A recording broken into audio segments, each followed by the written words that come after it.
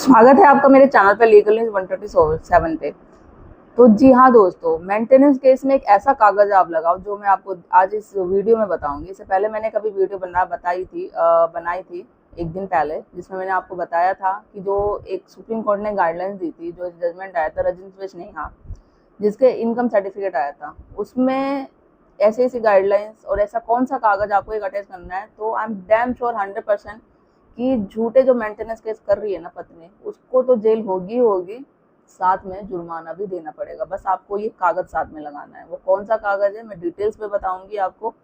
Channel पे नए जुड़े हैं तो चैनल को लाइक करना, शेयर करना, सब्सक्राइब करना बिल्कुल मत भूलिए। साथ ही बेल आइकन दबा दीजिए ताकि आपको टाइम टाइम पे मेरे वीडियो की नोटिफिकेशन मिलती रहे। तो दोस्तों देखो, हर कोई जो भी पति जिस पे भी मेंटेनेंस का केस चल रहा है या जिनको लगता है मेंटेनेंस केस चलने वाला है, तो हर कोई यही चाहता है कि भाई काम तो हमने कुछ ऐसा किया ही नहीं, बिना काम के हमें गलत ठहराया जा रहा है, ऐसे ऐसे झूठे आरोप लगाए जा रहे हैं, झूठे केसेस लगाए जा रहे हैं पति पे, उसके ससुराल वालों पे, ऊपर से हमसे ही पैसे की डिमांड की जा रही है। अब जिन पे मेंटेनेंस केस लग चुका है या जिन पे लगने वाला है मेंटेनेंस केस, उनको लगता है कि भाई पत्नी लड़ाई झगड़ा करके केस करेगी मेंटेनेंस भी करेगी, तो आपको क्या करना है, कौन सा ऐसा कागज है जो आपको लगाना है जिससे मेंटेनेंस हटेगा ही हटेगा, डिसमिस होगा। साथ में देखो, मेंटेनेंस ना देने के ना बहुत सारे कारण होते हैं, बहुत रीज़न है। ऐसा नहीं है कि पत्नी कोर्ट में गई जो उसने बोला, क्योंकि मोस्टली यही होता है कि भाई पत्नी ने बढ़ा चढ़ा के लिख दिया कि पति इतना कमाता है, भले वो कमाता ही ना हो या कमाता है तो सैलरी उसकी कम हो, तो ये नहीं है कि कोर्ट वही उसकी बातों पे विश्वास कर लेगा और आप पे मेंटेनेंस सौंप देगा। आपको मेंटेनेंस देना पड़ेगा। देखो, मेंटेनेंस ना देने के लिए ना आपको लड़ना तो पड़ेगा ही, फाइट आपको करनी पड़ेगी। बस चुपचाप बैठे रहने से या वीडियो देखोगे, वीडियो देख देख के सबको कमेंट करोगे, ऐसा कुछ नहीं होता, मेंटेनेंस देना ही पड़ता है, कोई कुछ नहीं सुनता। सुनता नहीं है तो सुनाना पड़ेगा। गाइडलाइंस आ रखी है ना मेंटेनेंस नहीं देने की, जजमेंट भी आ रखे हैं ना काफ़ी सारे, तो उनका यूज़ करो ना, फाइट करना सीखो ना। बस ये एक थॉट बना लेना नेगेटिव नहीं होता, नहीं सुनता, देना पड़ेगा, तो उससे कोई फ़ायदा नहीं है। आपको फाइट करना पड़ेगा।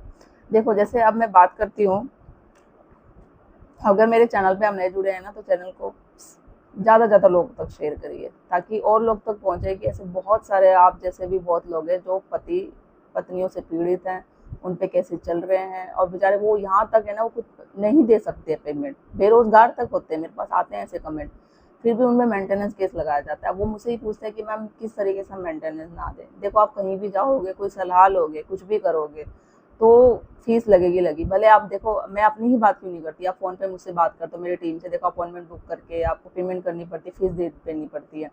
मैं कोशिश करती हूँ जो कुछ नहीं होता तो अपने बिजी शेड्यूल में अपना टाइम निकाल के 10-15 मिनट का, जहाँ तक पॉसिबल होता है, मैं आपको सोशल साइट के थ्रू, वीडियो के थ्रू एडवाइस देती हूँ। देखो, वीडियो देखने में आपको कोई चार्ज नहीं लगता, फ्री में एडवाइस है, और जो बताती हूँ वो बात फैक्ट होती है, रियल होती है, तो उसका यूज़ करो।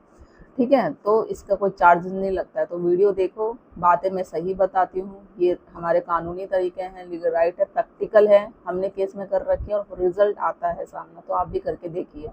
देखो, अब हम बात करते हैं जो रजनीश नेहा का केस आया था, तो सुप्रीम कोर्ट ने क्या गाइडलाइंस दी थी। एक इनकम एफिडेविट बोला था कि सभी कोर्टों को आदेश दिया था कि हस्बैंड हो या वाइफ हो, दोनों को ही इनकम एफिडेविट देने पड़ेंगे। अब इनकम एफिडेविट क्या होता है, उसमें हस्बैंड वाइफ दोनों पार्टी को अपनी सारी चीज़ें बतानी पड़ेगी, लाइक वो क्या जॉब करते हैं, कहाँ पे जॉब करते हैं, फिजिकली फिट है या नहीं है, क्वालिफिकेशन क्या है उनकी, उनका जो फैमिली बैकग्राउंड है, उनका फाइनेंशियल स्टेटस कैसा है, ठीक है, कोई प्रॉब्लम तो नहीं है फिजिकली उनको, उनकी लाइबिलिटी क्या है, अगर उन्होंने कुछ लोन ले रखा है वो, या रेंट पे रहते हैं, उसका रेंट कितना है, बच्चे की फीस कितनी जाती है, उनके पेरेंट्स उस पर डिपेंड है, पेरेंट्स की हेल्थ, या अपने खुद के खर्चे, अब खुद को कुछ प्रॉब्लम तो नहीं है, सारी चीज़ें दोनों पार्टी को, हस्बैंड हो या वाइफ, उस चीज़ों में लिखना पड़ता है। अब देखो, जो नॉर्मली जो देखा जाता है 99% पत्नियां जो होती हैं वो झूठ लिखती है। वो ये लिख देती हैं कि भाई मैं पढ़ी लिखी नहीं हूँ, बल्कि वो पढ़ी लिखी होती है। मैं जॉब नहीं करती हूँ, बल्कि वो जॉब कर रही होती, फिर भी वो लिख देती है मैं जॉब नहीं कर रही हूँ। या सैलरी मेरी तो, अगर मैं जॉब कर रही हूँ, बहुत कम है, पति की बहुत ज़्यादा है, सैलरी भी अपनी छुपाती है। पता चलता है बाद में कि भाई उसकी सैलरी तो पति से भी ज़्यादा है।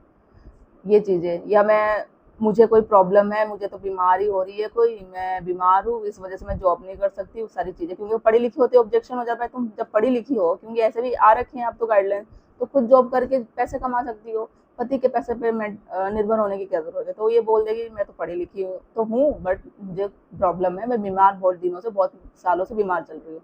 तो ये चीजें झूठ लगवा देती है, होता है सारे केसों में। देखो अब आपको क्या करना है, जो पत्नी ने इनकम एफिडेविट कर रखा है ना, उसकी एक सर्टिफाइड कॉपी निकालनी है। पहले तो मैं ये बता दूं, जब इनकम एफिडेविट दोनों आप हस्बैंड वाइफ सबमिट करते हैं ना, लास्ट में एक डिक्लेरेशन होता है, मैं ये स्क्रीन पे आपको दिखा देती हूँ। ये ऐसा होता है, तो उसमें क्या होता है, सारी चीज़ आप ध्यान से पढ़ लेना। उसमें मेंशन रहता है कि जो भी हम चीज़ें सारे ले रहे हैं वो सब सही है। अगर कोई झूठ कुछ फर्जी लिखा जाता है तो हमें कानून की तरफ से जो भी सजा होती है वो हमें दी जाएगी, अब वो चाहे हस्बैंड हो या वाइफ हो। अगर झूठ पकड़ा जाता है किसी को, किसी ने झूठ बात बोली हो उसमें इनकम एफिडेविट में, तो उसको सजा मिलेगी, जुर्माना भी होगा। ठीक है, तो ये चीज़ें होती है। अब आपको क्या करना है, वाइफ का जो इनकम एफिडेविट एक सर्टिफाइड कॉपी निकलवा लो।